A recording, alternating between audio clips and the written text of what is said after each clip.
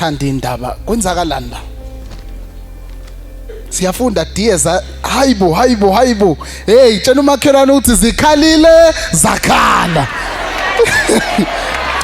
mamela ke noma ngenxezo zokuphepha ngeke ngizofunda lokho okubalekile bathi ke lana diyeza andile bese lapha kwakhona amagama abhalwe ngokukhulu ngefonte enkulu athi sarali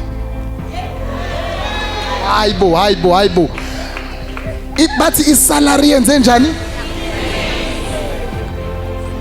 by 14% wonke bafethi lo muntu phela uhamba naye yonke imali yomlungu wow hayibo bamtshena futhi la bathi permanent full time employment effective on 1 April 2002 wow kunane letterhead yomsebenzi akuona nje umsebenzi oserious cela nishayine izandla bafethu manje ngeke awungilandise wena ukhushulelwa imali ngisadidwele liphepha bukani impela your salary will be increased by 14% manje awukahleke njengoba usukhushulelwa imali kanje wena ukhushulelwa imali uphinda futhi uyaqashwa kahle phuthuma manje usebenziseni kunabantu abaxakekile vlana uyibambele wena ubakho bunamandla kabi ngeke ngize ngikubambele ngicela ngikuphathe nale envelope le it's confidential sanibonani ngijabule kakhulu ukufika kwami nje ngangingadokotela ngihambisa umntana megula ngingazi ngobaba umagejegeje kunosisi nje olapha ya wedukwe mshayeleni izandla nangi abakithi wow siyabonga sisinayo imisebenzi yakho ke la namhlanje ngifike nje kadokotela angiyalele ngobaba umagejegeje ingane yami nje kuyingane ejwayele ukuphathwa eczema amehlo ngifike la ekhaya eczema angithi ile problem yeskin kwaziwa muhle kodwa kubonakala ukuthi eczema ike yakhona la dokotela sisodela ngithe ngafika la ekhaya ngathenga lama products nje ngwaphethe kanjena mangifika okay ngizoqala ngomntana ngimgeze nje ngayo yonke into noma ngiqhuma ngimfake kancane aphinda aphume angisenayo inkinga yokuthi ngile ngigijima kadokotela njengoba nimbona ngifike naye namhlanje uright usekaqoka fudumale bengayona ingane oyiqokisayo le because uma wamfudumalisa ubevele abe nereshi same time kuba ngathi uyabucuka isikhumba emsebenzini ke ngiqashwe ngoJanuary ngimxoxele ngifika nje ngikhetha izinsuku mhlawumbe uthola ukuthi ngisebenze u2 days esontweni ngitholele lo 250 kunentombazane nje ekade ngimise kabi nakhona ngoba umlungu shuthu bengithanda mangifika lapha uthola ukuthi ilonje le engisebenza khona ngifike ngifaka amathawula emshinini ngiwawashe uthola ukuthi angikho ngene lo 2 days kulo 3 days ngingekho ngiyothi mangibuya kuthe wena ufike wadamage amathawula emshinini ngixakeke ukuthi ngoba ngithi amathawula ngawakhipha nje emshinini angena nomuntu othanda ukukhuluma bekuthi masekushiyo njalo ngithi hayi ngiyaxolisa gogo umanager wami umlungu ngithi hayi ngiyaxolisa kudlule futhi athi hayi ngizoreplace mina ngithenge ngifike la ekhaya ngisebenzise lezi zinto ngelanga ngufuna ngampela lo msebenzi ngoba sengibona ukuthi cha uyaholela ngifike nje ngikhulume nalamafutha kwafaka ezandleni zami sengigcobile impela ngimsebenzini kwathethise ngithi uyabona wesu usuna ke umanager wami ngithi Tom Kerr amaboss wami ke lawo ngiwagcobile kanje ezandleni ngithi ngifuna mangifika namhlanje ngitsheleni ukuthi umsebenzi wami hayi ukuthi ngile ngifika usuku ngiphinde ngihambe mase ngiyazimbambatha ngizithi ngalelo langa ngizothethisa ngixoxele ngithi hayi awungiphuthume ukuthi lesigaba sikamprofeti sifike senze njani hayi kuthe ngena lapha e-office asmile ngithi ngizoke ngisa athi hayi mawuphuma la kungena icall ngisase e-officeini kungena icall uKerry le eThekwini mina ngingala eKaKloof athi intombazane le enje sakhona yini athi usu hey khona athi hayi ngizosenda amaphepha ayo permanent athi lona hawu permanent athi athi hayi okay athi hayi uzongihlebela athi ngizokuncengela uqamba manje athi hayi ngizokuncengela ngithi hayi phela lalelani nginitshene le oil le indlela edangerous ngayo amaxoki ajika phenduke azoyizwanisa nawe ngendlela enzima ngayo uyalizwa manje ixoki lithola ikhola ukuthi lo uzoqashwa permanent selithi hayi lalela ngizokuncengela mina uyabona manje ukuthi zikhalile gudluka umthakathi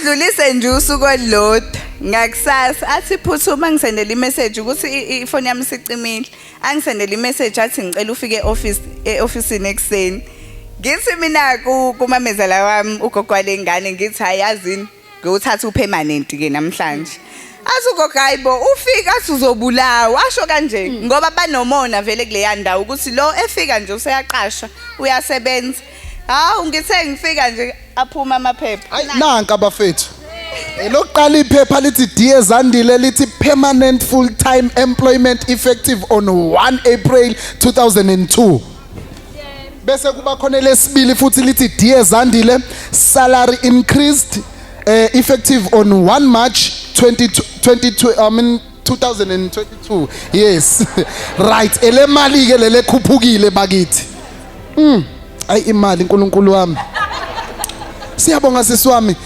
nomntwana iexam iphelile after kumsebenzela ama products am prophet impela njena ngifuna nje ukubonga kakhulu and manje ngilwa nalo engihlala naye ubaba wayo ke manje lengane hayi bamba lento ngesiwashe esipinki kwele bamba lento ngesiwashe esipinki angisazi sikhwele singaka ukuthi manje siqhamuka oh animtshele phela mtsheleni ukuthi lesi sikhwele animtshele mamela ke sisi sesiyakutshela namhlanje phela laphana phela manje wenza ukuthi akuthanda abheke wena wethu even ekhadi nje lomolo lizohlala kuwena lakhe khona izwani selinjani selikhona hayi ngiyasivala iswashe esipinki ngeke hayi ngiyakutshela uyabona iswashe esipinki bafethu siyabonga siswa uyabona iswashe esipinki bafethu siyamgudluza umuntu bese sikulethela umaqondana naba nje nobaba ningasabi makhona nje umbonayo shaya iswasho sakhe esipinki nje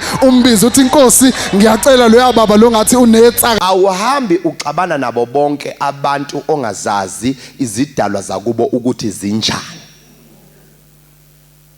umuntu mawufuna ukumbulala qala ubulale ispirituality sakhe awusoze wambusa umuntu ispirituality sakhe singakabi ngasesayidini eliweak ngoba ispirituality somuntu isona esidominate u90% wezinto ezibonakalayo yonke into ebonakalayo ama result ezinto ezibonakalayo wonke ama result ezinto eziqala emoyeni iside lobu strong bomuntu ispirituality somuntu mawufuna ukuphuca umuntu izinto awuzithathi ezandleni zakhe ngoba uyolwa acishe afa kubulala kodwa mawufuna ukuntshontshela umuntu hamba kwispirituality sakhe uyontshontsha khona mawufuna ukumbona umuntu engelutho mkriphule kwispirituality sakhe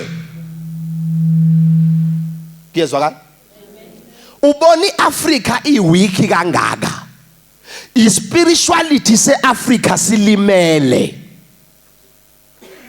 akekho umuntu asikho isizwe esivuka sibe strong kodwa ispirituality saso mhla abelungu befuna ukuthatha iAfrika bathumela ama missionaries ayamasosha ngoba ama missionaries ayezodila nespirituality sabantu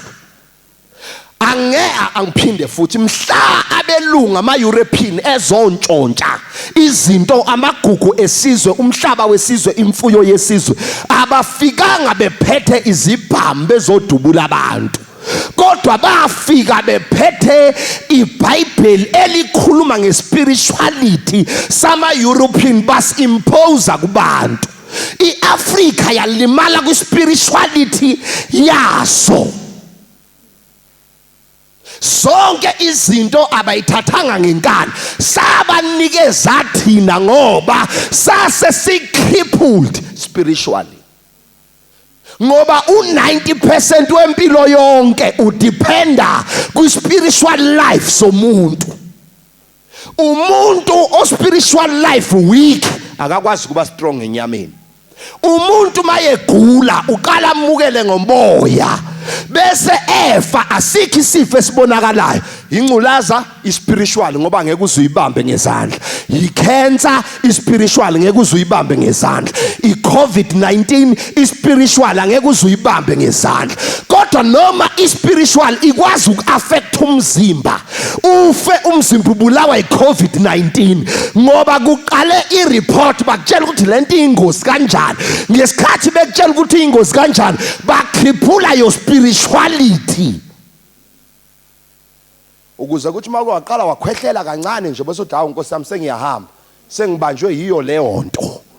Hawu nani sibantu wakhwehlela ngisho ukuhamba wakhwehlela kancane. Uyabona umuntu oyeka dokotela ngisho engaguli make wacheka wathola unesifo indlela angene ngayo ubuya engasahambi ngayo. Kodwa umzimba unawo amapain acreatewa ispirituality ireport eyamagama. Awuye kudokotela ufika ucheke athi udokotela unengculazi ubuye usuhamba kancane. Konke ngifuna ukunitshela awukakayiboni ingculazi nama symptoms emzimbeni awukawaboni. Kodwa amagama aspiritual angene kuwena ayolwa nespiritual account yakho. Ngesikhathi ku dropa your spirituality inkinga iqalile amanzi angenile endlini. Afakwa yini ispirituality. Athi ngiprovele wonke umuntu one depression ngathi akaphili kahle ekhanda because idepression ayingena emzimbeni ingena kwisoul. Isoul idila nespirit somuntu. Idepression idala ama result ukuthi hey sizokubulala wena gcina uhamba usaba uhamba uqasha usibonanga isibhamu uthola amagama alwa nespirituality sakho. Aso wish ngabe khona abantu abangizwayo namhlanje. Ayithi ubona umuntu mayethi uzokushaya kanti ubuso uyabona ukuthi nawe uyamsaba ngeke uzulwe naye ngithi uthi mayeqhamuka ushintsha indlela engaphakamisanga isandla ngoba ispirituality sakho sushayiwe vele. Awuniyangizwa kodwa kufana nomuntu mayizokubulala niyenibone labo sisabayibukela phansi uthi mawuthi uyalandela khona indoda ehlezi imtshela ukuthi yazi wena useless wena akekho umuntu oshada nawe wena nje uyivila uyinto elala njalo uyothi noma esethola indoda eright kodwa akasapick up esteem yakhe ngoba yalinyazwa amagama aspiritual bakwethu. So njengoba amagama espiritual njengoba umbone ehlelelenga egqoka izinto ezilengayo nize nithi usibani akayithandi kodwa usebenza kahle kwenzakalani khona amagama adila nespirituality sakhe. Niyangizwisisa? So ubu strong bomuntu abukho kwibody yomuntu. That is why mawufunda incwadi eziningi uyothola ukuthi umuntu owayenganakiwe emphakathini wanqoba isigore esikhulu esaziwayo ngoba impi iliwa ngeyikhwepha hayi ngamandla kodwa impi iliwa ngespirituality somuntu.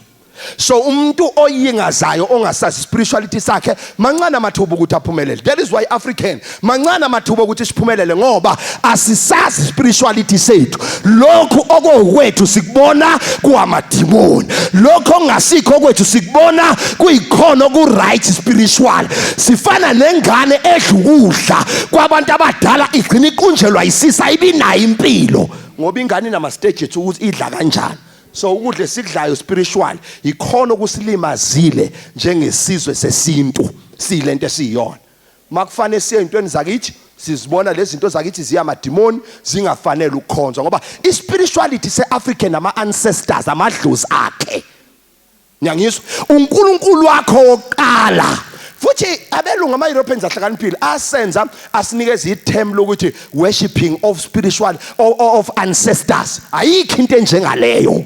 Nyangizwa bethi hayi ngokhonza uNkulunkulu yena yethu ungakhonza kuzo zonke uNkulunkulu izinto ayidalile yini kube umuntu kuphela ofanele akhonza uNkulunkulu. Shuthi uNkulunkulu naye une low self esteem phela mayihlele edinga thina ukuthi njalo kumele simkhonze. Uyayazi wena inkosi edinga ukuthi zonke izinsuku kufanele itshele ukuthi uyinkosi wena uyinkosi isinga senkosi engazazi le. Ngicela ukuphinda ngoba ngiyazi ukuthi aningizwa kahle. Ngithi mina kushuthi nalo uNkulunkulu une low self esteem efanele siyibooste njalo. Hey we worship you. Oh your honor we worship you. Oh kunemvelo ezulwini kuneyidalwa kuneyingelosi indaba ebene low self esteem asathi impela mange sakhonzo okunye angasibulala nokusibulala. What kind of God is that? It's a man-made God. uNkulunkulu okwenziwa abamhlophe. Seniyangizonda? uNkulunkulu okwenziwa ngabamhlophe udinga ukuthi njalo ungafocus kulutho. Waphenduka wathi ancestors kuthi ungaphendukeli kuma ancestors. Fanele uhlale ufocus kuyena njalo. Hawu Nkosi, angikwazi ukuthatha udumo la masi ama ancestors aswadumisa. We always acknowledge them. Sihlezi sibazisa, sihlezi sibabiza. Kodwa masiqeda sithi wena uNkulunkulu ongumdali. Nina nisikhulumela nomdali. Manje siweshipa abantu masikhuluma nama ancestors besithi nina nisikhulumela ngokungaphezulu kwenu. Akezwa masithi ongaphezulu kwethu fanele siyeke ama ancestors ethu. No, it doesn't work like that. We are crippled spiritually. That is why izinto zethu asiyitholi. Uyazi kunabantu abacanga izinto la, hey uba magejageja uyisimanga, mina okwami ukulungisa ispirituality sakho. Ingakho ufika ukhala baba nginenkinga bese ngithi uke wawuchecka yini umsamo.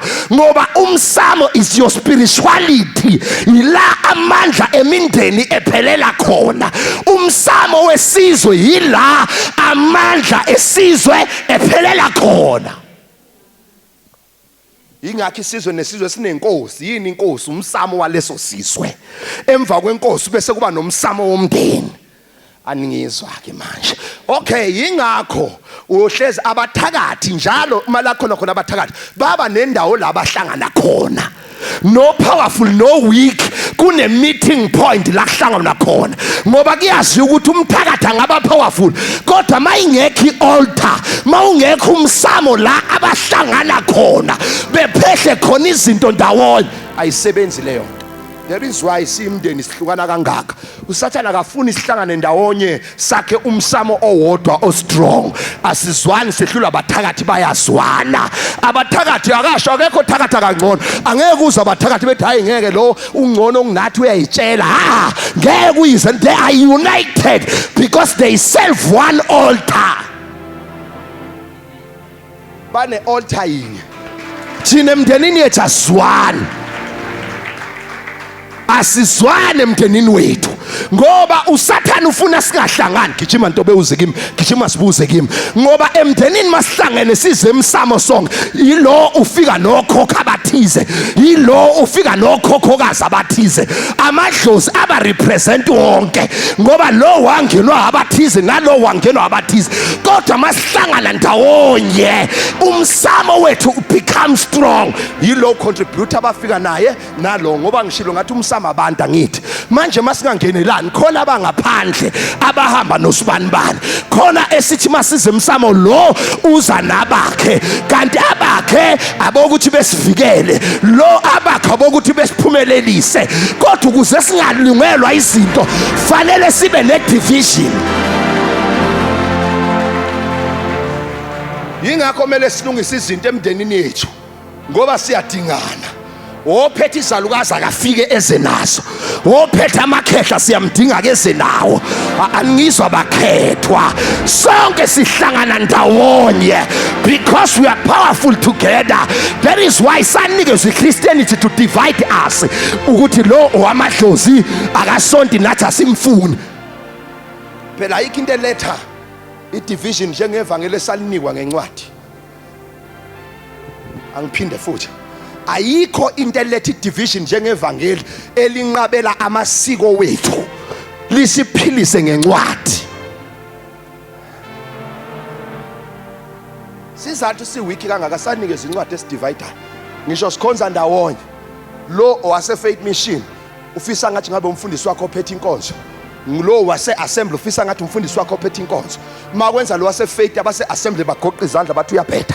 Makwenza lo wase faith mission abafundisi la abayi group yakho simaqembu qembu as a family. Asinayo ialtar strong. Kanti ukuba besihamba ngokosiko besiyocheck ukuthi obabamkhulu bala ekhaya benze njani. Bese siba united ngoba inkolo yabahlakaza abantu kodwa usiko liyabahlanganisa abantu. Angiphinde futhi. Inkolo iyabahlakaza abantu kodwa usiko liyabahlanganisa abantu. Awuniyangizwa kodwa isiko lisihlanganisa nabathwa namakhoyisana ala esivela khona okhokho bokhokho ngoba amakhoyisana angakhonza uNkulunkulu ngeBhayibheli ayephahla enza izinto ngesintu. Safika abantu abamhlophe basinikeza incwadi, bakhiphula our spirituality. Njoba ngikhuluma nje abanye bamelene nami anginandaba ngoba ngithunywe obaba mkhulu ukuzohlanganisa isizwe, ukuzolanda amandla esizwe, ukuzohlanganisa umhlaba wesizwe, ukuzokhuphula abantu amnyama.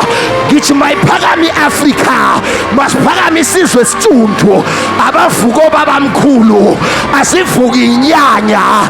Ngithi bayethe, ngithi camagu, we mame. Sit down.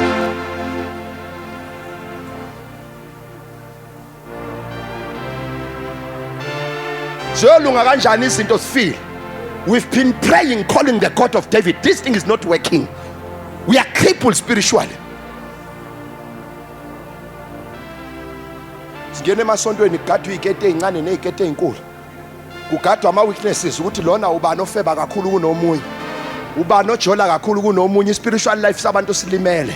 Kanti sizoba aligna ngokosiko kwakufanele kube isangoma akabe isangoma ngoba wonke umuntu la une assignment ayinikeziwe. Khona abafa before time because they don't serve the purpose. Aningizwa bakhethwa. Akaze nibone kushona umuntu osindisiwe ekhaya aqede aboke azofuna umsebenzi athi ngicela ningenzele ukuthi nokuthi nithi niyamziba afike nithi niyalala afika athi ngifuna ukuthi nokuthi yingoba ngale kwamathongo basuke bethi wendoda hamba yolungisa lento wayishiya imoshakele emhlabeni. Afike esebizwa ngedlozi, afike leli gama elithi idlozi. Ngadlala abantu bethi hey mehlika phakathi kwedlozi nethonga abantu ababodwa. Lokho ukuthi idlozi kusho ukuthi uma sebebuya babuya bazodloza ngenkani ngoba khona ama assignment abangawenzanga. Khona lo okwakufanele kube isangoma wangaba isona. Uyothola ingane encane ethiwa wena uzoba isangoma. Ithi kanjani thi umama wakho kwamela athwase. Ithi nithi niyayiyekisa hayi ngeke isencane kangakuveliwe iquleke. Nithi hayibo kwenze njani? Umoya odlozayo womuntu okwamela serve assignment yakhe kodwa wangayiserve. Asife siqedile sizwe simnyama, asife silisevile icebo. Njoba ngikhuluma bayolwa baze bayeke. I'm serving the purpose of God in my generation. What is my purpose? Ubuyisa Africa. What is my purpose? Is to tell the Africans that Africa belongs to Africans. That's my message. Africa belongs to our forefathers, not Abraham, not David, not Jacob, not Solomon, not Samson, not Petro, not Paul, not even Paul. But Africa belongs to our forefathers. Singabo Ngobo, singabo Thuli, singabo Gabasha, singabo Mhlongo, singabo Gabela, singabo Mkhize, singabantu abomnyama, sisizwe esithuntu. Singabantu bempepho siyashumisa siyaphahla. Ngiyathandaza ngathi ngake niyophahla uthi uJehova ngimtshela ukuthi ake nambe niyophahla ningavakashi kodwa sihlale phansi 1 hour sibabiza bonke. Sifuna ukuvusa isizwe sinamandla.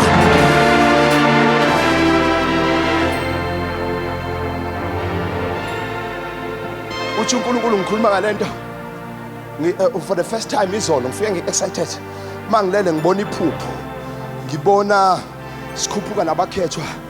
Ngicela ngiqumkani uphupheni uyangixoxela ukuthi uphuphe abona ubaba wami sengathi uhola izizwe zonke ama-Nigerian, uhola zonke izizwe ongayicabanga zizohlangana ndawonye. Uthi mayihlangana ndawonye uhamba nesilo umisizulu kaZolithini. Uthi mayefika afike athathe zonke lezi zizwe ayihandover ezandleni zami. Uphupha uthi sentabeni.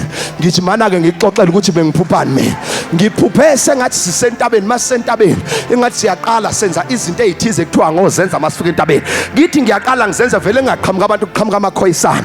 Ngithi mina yini le kuqhamukala kuthiwa abathwa laba. Ngithi mina why abathwa ifamily nefamily vele okhalweni labathwa. kodwa ngesikhathi bexoshwa abamhlophe babaleka bayocasha entabeni, abanye bafa bebulawa amabhuno ngoba izimpi zakudala zayilwela entabeni encome kwanyuka baphela abantu entabeni, esandlwana kwanyuka kwaphela abantu entabeni, ngoba isizwe sethu, isizwe sentaba makushoda imvula sasikhuphukela entabeni siyocela kunomkhumula. Awu singabantu bendaba sasinyukela entabeni siyocela imvula. Ngithi weJehova kuyini lokho ngikhombisa khona? Uthi uNkulunkulu ngiyolanda abantu from okhalweni labavela khona, okhokho bokhokho benamakhoyisane. Uthi njengoba niya lapha entabeni niyolanda amakhoyisane, obaba mkhulu benabanamandla, siyolanda imvelaphi yesizwe. Phatha impepho sinyuke nayo siye entabeni. Mama Maya ha.